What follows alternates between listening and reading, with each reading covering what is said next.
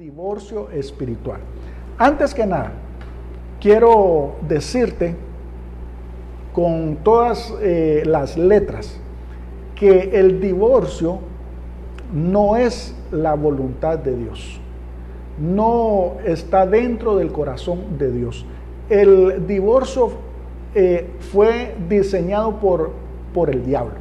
Eso viene del pozo del infierno y no debería de suceder con ninguna relación. Sin embargo, bueno, la situación se da tanto dentro de las personas que no creen en Cristo como dentro de la misma iglesia. Pero ya te dije que aunque el divorcio no es la voluntad de Dios, se ha dado, y creo que hasta en las mejores familias se ha dado entre pastores, entre ministros, y definitivamente que no es la voluntad de Dios. Sin embargo, pues es una situación que se da, y hoy vamos a estar hablando con respecto a la relación matrimonial. Fíjate bien, en cuanto a tú como novia, tú como esposa, con nuestro Dios, que es nuestro esposo o nuestro novio. Entonces, lo que nosotros tenemos que empezar a darnos cuenta es que Pablo, para poder describir, para poder enseñarnos, para poder enseñarte a ti cuál es la dinámica que Dios ha establecido en este nuevo pacto, en este nuevo tiempo, Él lo vino a ilustrar o vino a hacer una analogía con el matrimonio natural, ¿ya?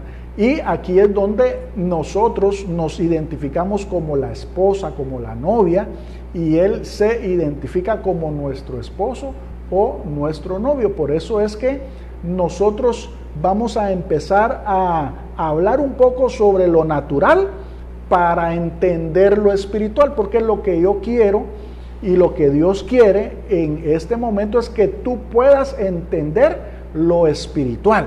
Pero para entender lo espiritual, Pablo, inspirado por Dios, utilizó ejemplos naturales, ilustraciones naturales, para que tú pudieras comprender a qué se estaba refiriendo Dios. Entonces, cuando Él quiere que nosotros tengamos una relación con Él, Pablo utilizó la ilustración del matrimonio natural entre un hombre y una mujer. Entonces, fíjate bien que siempre es importante que tú puedas comprender que existía un matrimonio dentro del antiguo pacto y ahora está el matrimonio en el nuevo pacto. Y tú tienes que comprender que cuando nos referimos al antiguo pacto ya nos estamos refiriendo al pueblo de Israel por lo general, con sus propias costumbres, con sus propias tradiciones, su propia cultura. Fíjate bien, mientras que cuando hablamos del nuevo pacto ya estamos hablando de cristianos gentiles que no tenemos nada que ver con las costumbres judías, las tradiciones judías o la cultura judía. Por eso es tan importante que tú puedas comprender. Pero siempre todo esto que está en el Antiguo Testamento es sombra y figura de las bendiciones que iban a venir. Por eso es tan importante que nosotros podamos estudiar y comprender siempre lo que dice el Antiguo Testamento para poder entender mejor qué es lo que nos está diciendo Dios en el Nuevo Testamento. Entonces, fíjate bien que el matrimonio es la unión, ya estoy hablando en el Nuevo Testamento, el matrimonio es la unión entre tres personas. ¿Quiénes son? Es el esposo, es la esposa y está el Espíritu Santo. Cuando hablamos de un matrimonio entre cristianos en el Nuevo Testamento, estamos hablando de unión de tres. ¿Y qué es lo que dice la palabra de Dios? Que por tanto dejará el hombre a su padre y a su madre, se unirá a su mujer y serán, ¿qué dice?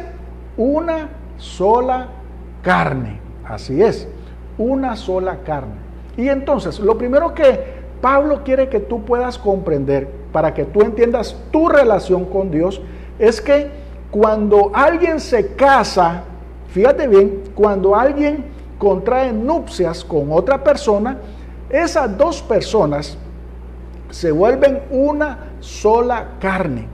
Y entonces los hombres, a través de su ley, reconocen, fíjate bien, a las dos personas como una sola entidad con los mismos derechos y las mismas obligaciones. Y delante de Dios es exactamente lo mismo, se vuelven una sola carne.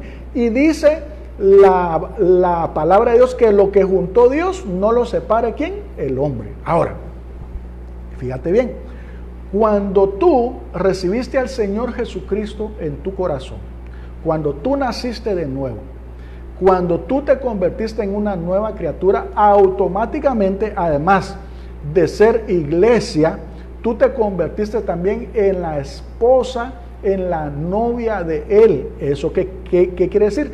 Que al contraer nupcias con Él, por eso es que nosotros estamos esperando que Él venga para ir a las bodas del Cordero, que es la segunda instancia. Y entonces, fíjate bien, cuando tú te comprometiste con Él, te casaste con Él, tú te hiciste una sola carne con Él. Por eso, fíjate bien, es de que ahora tú como iglesia eres su cuerpo. Ahora la palabra de Dios dice que tú eres parte de sus huesos, eres parte de su carne, y dice la Biblia que ahora eres un solo espíritu con Él. Entonces, Pablo quiere que tú puedas comprender que así como en el ámbito natural, cuando se casan dos se vuelven una sola carne, así tú, cuando recibiste al Señor Jesús, te hiciste uno con Él, un mismo espíritu con Él. Y entonces aquí ya tú puedes empezar a comprender la relación que hay entre que nosotros somos la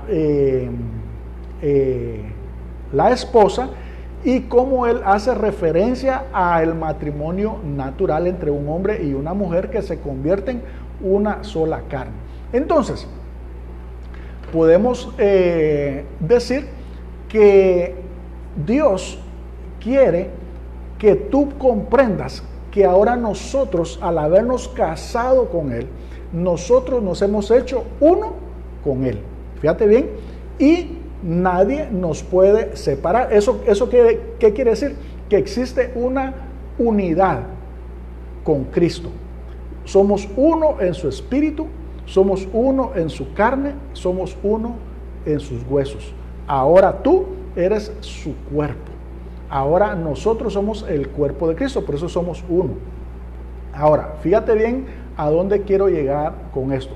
Si vas ahora al ámbito natural, existen dos aspectos del matrimonio que son muy importantes, que son la unidad. Eso quiere decir de que son una sola carne, pero también ellos, a pesar de que son una sola carne, son dos personas. Fíjate bien, es un hombre y una mujer, son dos personas que tienen una individualidad y que tienen una relación entre ellos. Entonces, fíjate bien, en este matrimonio tenemos dos instancias o dos aspectos. Una que se llama unidad, son una sola carne, pero también hay otro aspecto que se llama relación. ¿Eso qué quiere decir?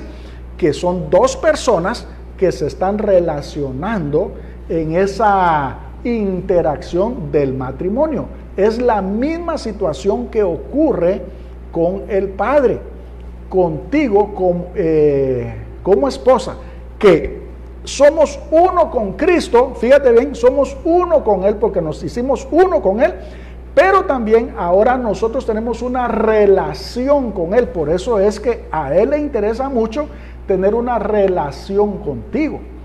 A Él le interesa mucho que nosotros podamos tener esa relación con Él. No es más o menos como lo que sucedió, por ejemplo, con el pueblo de Israel, cuando Moisés subió al monte Sinaí y hubieron truenos, hubieron relámpagos, hubieron tinieblas y el pueblo se asustó, tuvo miedo, fíjate bien, y le dijo estas palabras a Moisés. Le dijo, mira, nosotros no queremos tener relación con Dios, sino que tú habla con Él y lo que Él te diga a ti, tú nos lo dices a nosotros y nosotros vamos a obedecer todo lo que Él te diga a ti, pero nosotros no queremos tener relación con Él. Imagínate tú. Y ahí es donde yo quiero que tú empieces a ver la diferencia entre la relación que tenemos hoy como esposa con Él y que Él está hablando de querer tener una relación con nosotros. Fíjate bien, ¿por qué? Porque la unidad la tenemos con Cristo. Al tú haber recibido al Señor Jesucristo en tu corazón, al tú haber nacido de nuevo, tú te hiciste uno con Él. Pero ahora está la segunda instancia, que es la relación, que muchas veces es afectada. Entonces, Dios es un Dios que quiere tener una relación con su esposa. Quiere una relación con su novia. Y aquí es donde es muy importante, y a eso es lo que Pablo quiere llevarnos a comprender, que nosotros, aunque somos uno, nosotros tenemos la responsabilidad de alimentar nuestra relación con el Padre, de alimentar nuestra relación con nuestro esposo, de alimentar nuestra relación con nuestro novio. ¿Por qué? Porque somos su esposa, somos su novia, y que no caigamos en el error del pueblo de Israel de decir, bueno, que sea Moisés el que tenga la relación con Dios y entonces lo que le diga Dios a él, entonces nosotros lo vamos a hacer. Eso es lo que no quiere Dios que suceda otra vez. Eso es lo que Pablo nos está instruyendo en este momento, de que nosotros debemos primero de caer en la cuenta de comprender y de entender que ahora como esposa tenemos responsabilidad delante de nuestro esposo. ¿De qué? De mantener una buena relación con él. ¿Por qué? Porque la unidad ya la tienes en Cristo. Ahora, voy a ir primero a lo que pasó con la esposa que tenía Dios. ¿Por qué? Porque Dios tenía una esposa en el Antiguo Testamento que se llamaba ¿qué? Israel. Israel era la primer esposa de Dios. Y yo sé que lo que voy a hablar ahorita, muchos o no lo hablan, o tienen miedo de hablarlo, o no lo han entendido, o no lo han comprendido. Y entonces o lo enseñan mal, o prefieren no decirlo, y por eso es de que esta situación muchas veces se ha quedado en la oscuridad. Pero quiero decirte que Dios sí estaba casado con Israel. Oye bien las palabras que te estoy diciendo. Dios sí estaba casado con Israel. ¿Y qué fue lo que sucedió? Israel, la esposa de Dios, empezó a fornicar. Fíjate bien, en el Antiguo Testamento fornicar se refiere a que este pueblo empezó a tener otros esposos, otros amantes, y eso quiere decir de que tenían otros ídolos. Ahí tenemos a Baal, tenemos a Moloc, a Astoret, a Diana, bueno, a muchos ídolos, fíjate bien. Y entonces la Biblia dice que esta esposa que tenía empezó a tener otros amantes, empezó a tener otros esposos, otros, ¿cómo se le podría decir en buen barrio porteño? Yo me sé unas malas palabras que quizás alguien las podría malinterpretar, pero es importante que las diga, y yo espero que nadie se vaya a ofender. Pero mi mamá decía, cuando una mujer tenía a alguien más que no era su esposo, decía, ese es el caspián de ella, ese es el casero de ella. Bueno, Israel empezó a tener sus caspianes por ahí, empezó a tener sus amantes, fíjate bien. ¿Y sabes qué fue lo que sucedió? Bueno, lo que sucedió fue, y te lo voy a decir con todas las letras. ¿Por qué? Porque esta es una situación doctrinal. Dios se divorció. Así como, entonces Dios se divorció. Sí, Dios se divorció de Israel y la Biblia dice que Dios se divorció. Si tú vas a Jeremías capítulo 3, verso 8, dice ahí, hablando de Israel, dice, ella vio que por haber fornicado la rebelde Israel, yo la había despedido y dado carta de repudio. Pero no tuvo temor la rebelde Judá, su hermana, sino que también fue ella y fornicó. ¿Sabe qué es lo que está diciendo ahí? Que Dios se divorció. Cuando la Biblia dice dar carta de repudio, cuando dice repudiar o cuando dice despedirse, está hablando de divorcio. Entonces, ¿qué es lo que está sucediendo aquí? Dios, fíjate bien, se divorció de Israel. ¿Por qué? Porque ellos se fueron tras sus dioses. Y entonces él quedó libre, fíjate bien, para casarse ahora con una patoja hermosa, con una patoja preciosa que se llama iglesia. ¿Estás comprendiendo eso? Ahora Dios buscó una novia y una esposa fiel, que sí le fuera fiel, que lo amara con toda su mente, con toda su alma, con todo su corazón, y que pudiera, fíjate bien, amarlo a él más que a las bendiciones que él pudiera darnos. En el tiempo antiguo, Dios se refería a Israel, que este pueblo de labios me alaba, de labios me adora, pero su corazón está lejos de mí. Bueno, entonces lo que hizo Dios fue que dejó a un lado la repudio, así como lo oyes. Te lo acabo de leer. Y dicen en muchos otros versículos más en donde Dios se divorció. Pero por razones de tiempo solamente te estoy dando un versículo, pero hay muchos más en donde habla que Dios se divorció. ¿Por qué? Porque Israel se buscó sus amantes. Ahora, él ahora está libre para buscarse una nueva novia y se la buscó. Se encontró a la más bella de todas, una iglesia gloriosa, una iglesia santa, sin mancha, fíjate bien, preciosa, que eres tú. Y ahora él ha pagado el precio por esa novia, y ahora nosotros, fíjate bien, nosotros como su esposa, nosotros sí lo amamos. Nosotros sí queremos alimentar esa relación con él. Ahora nosotros sí queremos mantener una buena relación con él y no vamos a caer en la trampa de hacer lo mismo que hizo la primer esposa. Aquí es donde tú tienes que comprender que Dios está esperando que tú como su esposa no caigas en ese error, sino que por el contrario tú puedas comprender que Él está esperando que nosotros alimentemos esa relación con Él. Entonces, Dios se divorció y ahora vamos a las bodas del Cordero con Él. Él ahora se va a casar con su iglesia. Tú eres su esposa, su nueva esposa.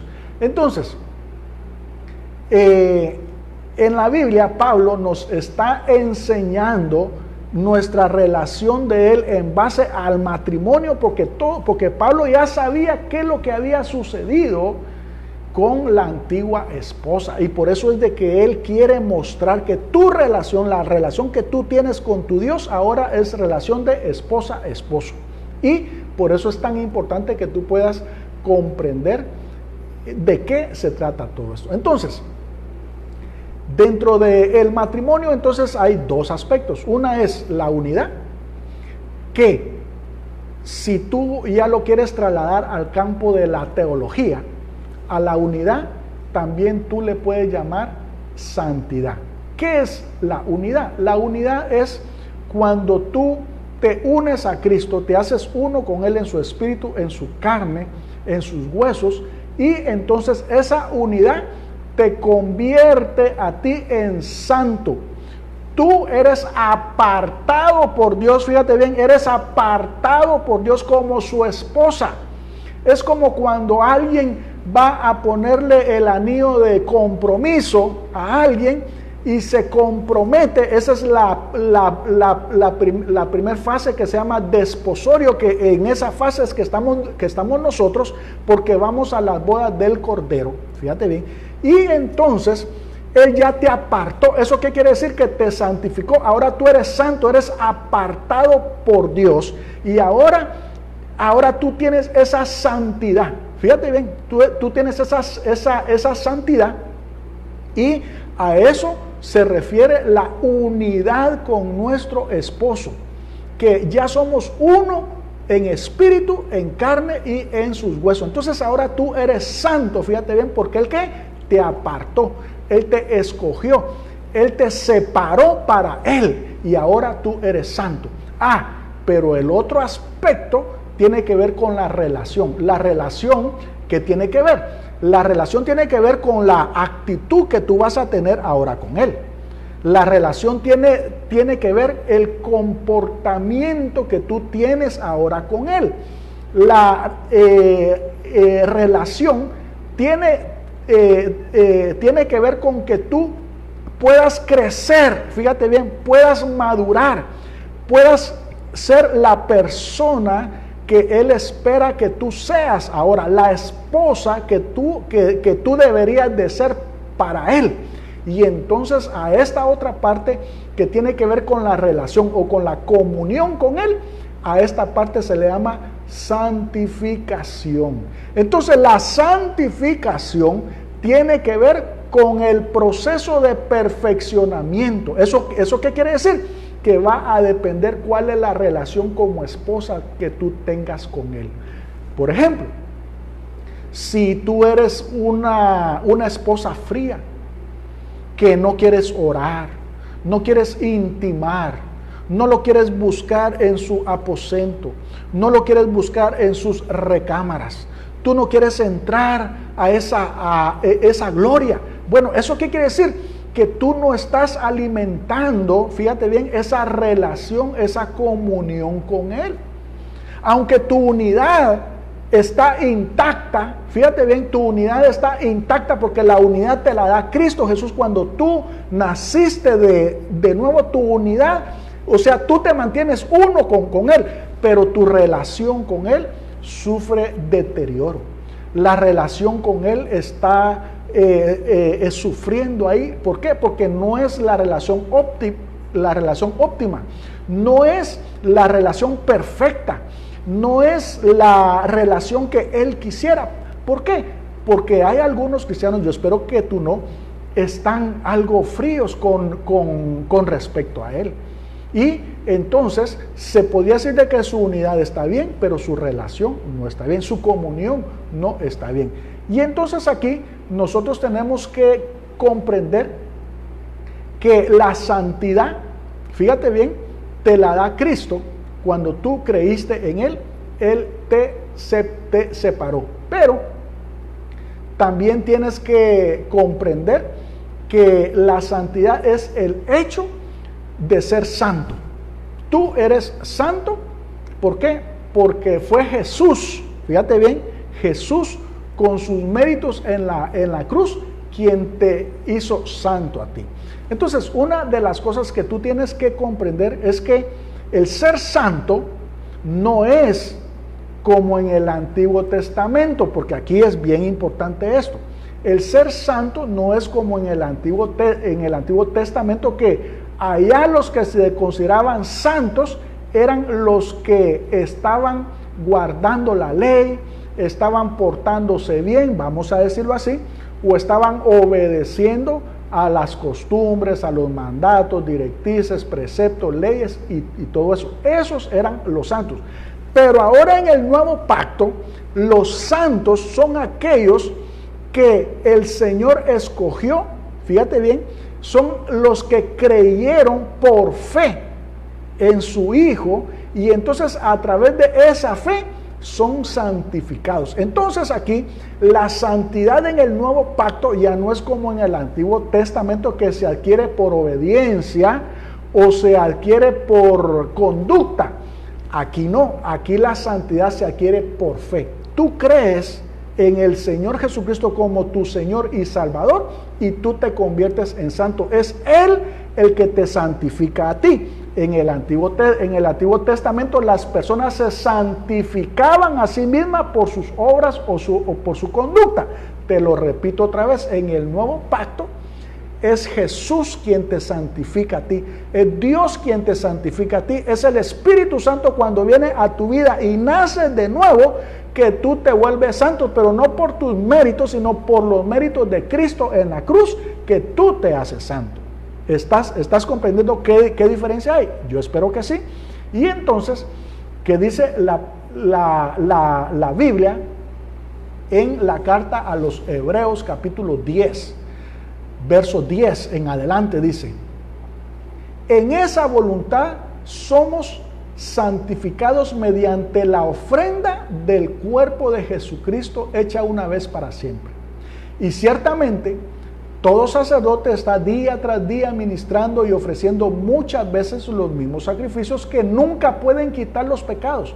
Pero Cristo, habiendo ofrecido una vez para siempre un solo sacrificio por los pecados, se ha sentado a la diestra de Dios. De ahí en adelante, esperando hasta que sus enemigos sean puestos por estrado de sus pies. Oye bien, verso 14. Porque con una sola ofrenda hizo perfectos para siempre a los santificados. Bueno, lo que te estoy diciendo aquí es que tu santidad ya no la provocas tú, sino que tu santidad te la da Dios a ti. Es Él el que te hace santo a ti. Nos han enseñado, tú ya sabes que yo no menciono religiones y no menciono denominaciones, mucho menos pastores. ¿Para qué? Para no tener ningún conflicto, pero sí trato de decir las cosas bien claras. Se nos ha enseñado muchas veces en las religiones que los santos son aquellos que tuvieron una vida ejemplar. Fíjate bien, eso es que el principio de la ley de Moisés.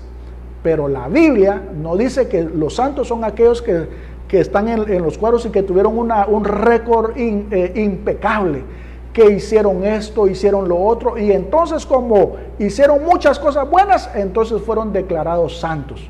Déjame decirte que ese es el modelo de la ley de Moisés. Ese es el principio de la ley. ¿Qué es lo que dice Dios? Que santos son los que estamos vivos ahorita, no los que ya se murieron y le están haciendo un homenaje a su vida póstuma, sino que Dios dice que los santos somos nosotros los que vivimos ahora y los que hemos creído en el Señor Jesucristo.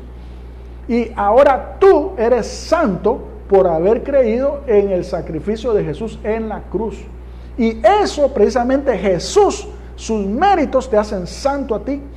Dios es el que te hace santo a ti. Su Espíritu Santo es el que te hace santo a ti. No eres tú el que te hace santo a través de tus obras como funcionaba en el Antiguo Testamento. Entonces, fíjate bien, ¿qué es lo que dice en la primera carta de los Corintios capítulo 6, verso 11? Y esto erais algunos, fíjate, refiriéndose a que eran homicidas, ladrones, mentirosos, y menciona un listadón de lo que éramos nosotros antes. Pero fíjate bien, dice, y esto erais algunos, mas ya habéis sido lavados, ya habéis sido santificados, ya habéis sido justificados en el nombre del Señor Jesús y por el Espíritu Santo de nuestro Dios. Bueno, aquí lo vemos nuevamente, que ahora el modelo para adquirir la santidad ya no es porque tú te lo has ganado a base con tus méritos. No, la santidad ahora te la da Cristo. Y aquí es en donde voy a empezar a decir algunas cosas que a muchos no les gustan, pero muchos que hablan sobre santidad y se refieren a no pecar, cuando hablan de santidad se refieren a apartarse del mundo. Cuando hablan de santidad se refieren a portarse bien.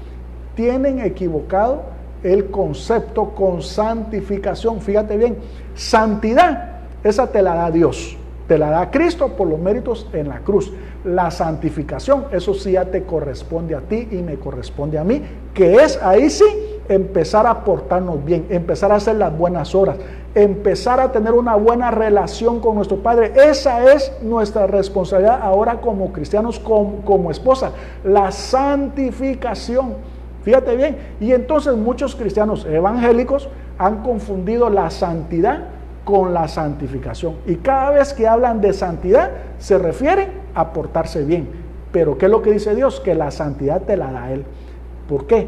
Porque nadie va a poder llenarse la boca después que por sus obras, que por sus méritos entró al cielo. No, eso solamente son por los méritos de Cristo en la cruz del Calvario, y Él dijo que su gloria no se la va a dar a nadie. Lo que sí te corresponde a ti es la santificación, que eso ya es la relación con Él, eso ya es la madurez, eso es el perfeccionamiento que ya te corresponde a ti como esposa, mantener un buen matrimonio, una buena relación con tu esposo que se llama Jesús. Y entonces es bien importante que tú puedas darte cuenta que en el Antiguo Testamento, ahí sí, el santo se lo ganaba, vamos a decirlo así, por sus propios méritos. Pero en el Nuevo Testamento ya no es así, sino que ahí es por las obras de Cristo en la cruz. Te quiero leer un versículo de la ley de Moisés, para que tú veas quién era santo ahí en el antiguo pacto. Y este mismo versículo que te voy a leer ahorita, Pedro lo menciona nuevamente en el Nuevo Testamento, y esto es lo que confundió a todos los cristianos evangélicos para agarrarse de esto. Lo que no entendieron es que Pedro le estaba escribiendo a los judíos que también estaban guardando la ley de Moisés. Pero escucha lo que dice la ley de Moisés. Levítico capítulo 11, versos 44 y 45. Yo te invito para que tú lo leas siempre, para que tú veas que eso es lo que dice la palabra de Dios. Dice: porque yo soy Jehová vuestro Dios, vosotros por tanto os santificaréis y seréis santos, porque yo soy santo. Así que no contaminéis vuestras personas con ningún animal que se arrastre sobre la tierra, porque yo soy Jehová que os hago subir de la tierra de Egipto para ser vuestro Dios. Seréis pues santos, porque yo soy santo. Este versículo que está aquí, Pedro lo copia para el Nuevo Testamento, refiriéndose a la Torá, refiriéndose a la ley. ¿Por qué? Porque Pedro le estaba escribiendo a otros judíos que estaban guardando también la ley. Y entonces este versículo confundió a un montón de cristianos evangélicos para decir: sed santos en toda vuestra manera de vivir, refiriéndose a que la santidad tiene que ver con que uno mismo se la gana por sus propios méritos. Pero yo ya te hablé, ya te leí la Biblia, que es lo que dice Dios, que la santidad tú no te la ganas, la santidad te la da Él. Él es el que te santifica por sus méritos en la cruz, por el Espíritu Santo, en el momento en que tú creíste en Él como tu Salvador. Entonces, en el Antiguo Testamento, según la ley, los santos eran por sus méritos. En el Nuevo Pacto es Cristo Jesús que te hace santo a ti.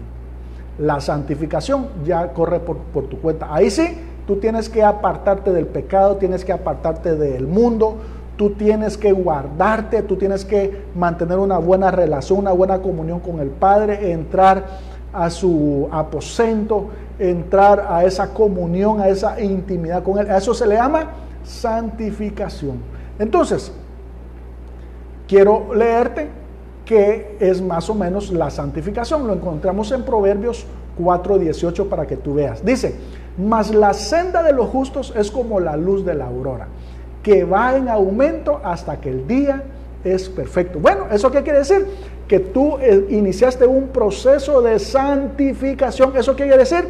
Un proceso de perfeccionamiento, un proceso de madurez, un proceso en donde la imagen de Cristo va a estar siendo formada en ti. A eso se le llama santificación.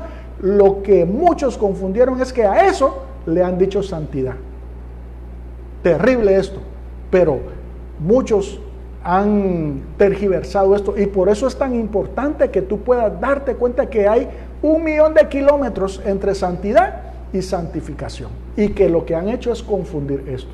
Entonces, lo vemos en 2 de Pedro capítulo 3 verso 18, dice: antes bien, creced en la gracia y en el conocimiento de nuestro Señor y Salvador Jesucristo. A Él sea la gloria, honra y hasta el día de la eternidad. Amén. Aquí habla de santificación. Aquí habla de que tú comenzaste un proceso de perfeccionamiento, un proceso de crecimiento. Y entonces, esa es la relación como esposa que tú tienes con Dios. En la medida en que tú intimes con tu esposo, en la medida en que tú te metas en su aposento, en la medida en que tú estés más tiempo con Él, más te vas a parecer a Él.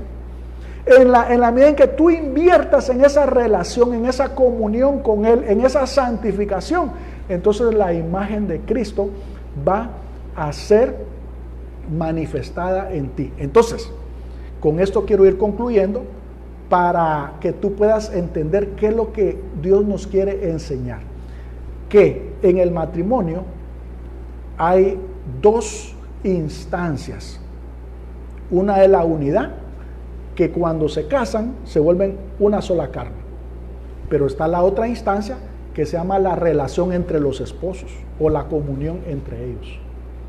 Y te voy a decir por qué al confundir santidad con santificación arruinan todo. Oye bien el ejemplo que te voy a dar ahorita. Imagínate tú que se da esta situación. Viene el esposo y toma los ahorros familiares. Y había platicado con su esposa. Fíjate bien, estoy hablando de relación ahorita, de relación. Y había platicado con su esposa que con esos ahorros, esos iban a servir para la universidad de su hijo, ponle tú. Pero viene el esposo y neciamente, insensatamente, él mira su moto por ahí y se enamora de ella y decide agarrar los 50,000 quetzales que tenían para la universidad de su hijo, eso es lo que habían platicado, y compra la moto y llega campante y rampante a la casa en su nueva moto a decirle a su esposa que la va a llevar a dar su vuelta ahorita. Y entonces, fíjate bien, viene su esposa y cuando lo mira en la moto, obviamente se molesta porque le pregunta: ¿y de dónde sacaste ese dinero para comprar esa moto? Ah, pues de los ahorros que teníamos guardados para ahí, pero no dijimos que eso era para la universidad de nosotros. Sí, pero como me gustó la moto esta, yo la compré. Y entonces, fíjate bien, la relación que había ahí empieza a lastimarse, a fracturarse, empieza a afectarse. Y entonces la esposa se molesta, obviamente, y pasa como los que ya están casados. Yo espero que los que estén sintonizados, la mayoría ya sepa qué es los conflictos dentro de un matrimonio, que la relación se deteriore porque muchas veces hasta por el lavado de los trastos, porque no se trapeó bien, o porque la planchada no estuvo bien, o porque los frijoles tenían mucho sal. Hay cosas tan insignificantes, fíjate bien, en donde la relación entre los esposos a veces se dicen algo que no se tenían que decir, una mirada que no se tenían que dar, pero la relación se estorbó, vamos a decirlo ahí. Fíjate bien a dónde voy con esto. El esposo falló aquí, ¿verdad que sí? Compró su moto. Ahora, ¿será que porque el esposo falló aquí? O vamos a poner, si fuera ella, imagínate tú que ella le dieron el gasto del mes, y en lugar de ir a comprar al súper el arroz, el frijol, la carne y todo, vio un par de zapatos por ahí carísimos y su cartera que estaba ahí, y el dinero de la quincena se lo gastó ahí. Y entonces empieza a darle a su esposo puro arroz y frijol durante los 15 días. Y su esposo se da cuenta como a la semana que están comiendo solo arroz y frijol. Y le dice, bueno, mi amor, y yo me recuerdo que te di para que compraras carne, para que compraras pollo, pero yo estoy viendo que solo me estás dando arroz y frijol. Y le dice, mira, es que fíjate que yo no te había dicho que yo compré un par de zapatos que me gustaron y mi cartera por ahí, pero mira, me queda bien preciosa, y sale ella ahí, ¿verdad? Él obviamente se molesta. Y así como pueden ser esas, como te decía, puede ser hasta el chucho, ¿verdad? Que porque no lo bañaron y mucho hiede y ya se dijeron algo, o sea, la relación se afectó. Oye bien, ¿por dónde voy ahorita? Porque alguien falló, la relación se afectó, pero ellos siguen siendo casados. Ellos siguen siendo una sola persona, aunque la relación se afectó, ellos siguen siendo uno. Ellos siguen siendo un matrimonio, ellos siguen siendo unidos, ellos siguen siendo una sola. ¿Sabes qué es lo que han dicho aquellos que han confundido la santidad con la santificación? Dicen, la paga del pecado es muerte. Entonces, cuando tú fallas a Dios, entonces automáticamente lo que te dicen es que tú te divorciaste. Por eso es que el tema de esta noche se llama divorcio espiritual. Lo que ellos dicen es que automáticamente te divorciaste, o sea que ya no hubo unidad. Confunden la relación con la unidad. Y entonces te mandan al mundo de una vez. Te mandan a morir otra vez. ¿Por qué? Porque la paga del pecado es muerte. Es otro versículo que lo han interpretado re mal. Y va a ser otro día que yo te explique sobre esto, pero cuando ellos hablan de que la santidad tiene que ver con lo que tú haces, y entonces cuando tú fallas, no dicen tu relación con Dios se dañó, pero tú sigues siendo la esposa, tú sigues siendo uno. No, ellos dicen la paga del pecado es muerte, y entonces automáticamente hay divorcio espiritual en tu vida, y entonces como que Dios te repudió, Dios se divorció de ti. ¿Por qué? Fallaste el modelo de la ley de Moisés. ¿Por qué? Porque Israel, cuando falló, lo que Dios hizo fue que se separó, les dio carta de repudio. Pero en el nuevo pacto no es así. En el nuevo pacto las cosas cambiaron, fíjate bien, y aquí se mantiene la unidad. Se mantiene la unidad. Tú te mantienes unido siempre a Cristo. Lo único que fue afectada ahí fue la relación. Y entonces, ¿qué es lo que hace? ¿O qué es lo que has hecho tú cuando has tenido algún problema con tu esposo o con tu esposa? Posiblemente pasaron horas ahí con la boca así. Quizás algunos hasta un día completo, y a más de algunos lo mandaron a dormir al sofá quizás, pero no es cierto que al siguiente día el que falló, mira, perdóname, ya no lo vuelvo a hacer. Mira, fíjate que es cierto, vos tenés razón de estar, y busca ¿qué? La conciliación, pero el matrimonio sigue, la unidad sigue, siguen siendo una sola carne. Fíjate bien. ¿Y qué es lo que sucede? Lo mismo haces tú y yo. Venimos al trono de la gracia. Venimos a la cruz otra vez a reconocer que quizás nos equivocamos, que quizás echamos a perder nuestra relación, que hicimos algo que no estaba bien, pero continuamos siendo la esposa de Él, continuamos siendo un solo espíritu con Cristo, continuamos unidos a su carne, a sus huesos. No nos desligamos porque tú fallaste o porque yo fallé, no. El matrimonio continúa, no hay tal divorcio espiritual. Y por eso es que yo lo puse así, para que llamara menos por curiosidad, algunos cuando lean el título quieran oír el mensaje para que se den cuenta que el divorcio espiritual no existe. ¿Por qué? Porque tú ahora vienes ante el trono de la gracia a reconocer que fallaste, que quizás no hicimos algo bien. Y aquí es en donde Dios está esperando, nuestro esposo está esperándonos con los brazos abiertos, que reconozcamos nuestras fallas. ¿Y qué es lo que quiere Dios? Que nosotros podamos comprender de que debemos de hacer una diferencia entre la unidad y la relación.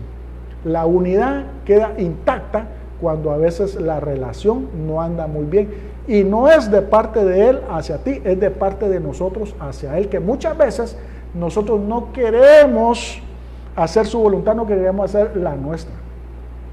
Él nos anhela celosamente y a veces nosotros no queremos orar, no queremos leer la Biblia, no queremos conectarnos todos los días a las 8 de la noche y oír una hora al pastor. No queremos hacer las cosas bien, no nos queremos la santificación, no queremos crecer, no queremos madurar, no queremos que la imagen de Cristo sea formada. Y ahí lo que se afecta es nuestra relación, nuestra comunión, pero la unidad se mantiene intacta. Y aquí es donde tú tienes que comprender. Te voy a dar otro ejemplo, que esto no fue Pablo quien hizo la ilustración, no, que fue el Señor Jesucristo. Fíjate bien, nada más y nada menos, el Señor Jesucristo, para que tú tengas bien claro que la relación de unidad con el Padre no se rompe. Oye bien, pues, yo espero que todos los que están ahorita tengan hijos. Yo tengo 3 hijos. Y oye bien, ¿qué pasa cuando tu hijo, porque más de alguna vez nuestros hijos nos desobedecieron? Nosotros decimos, no vayas a tal lado, o hace esto, y ya sea que ellos desobedecieron, o ya sea que ellos hicieron su voluntad. Ahora, es más, hasta puede ser que alguno en franca rebeldía hasta lo desafíe y le dé una mala respuesta a uno. ¿Y qué? Como que ya están grandes, ¿verdad? Y como que ya se pueden valer por sus propios medios. Y hay quienes quizás hasta se fueron de la casa. Ponle tú, se fueron de la casa. ¿Sabe qué es lo que sucedió ahí?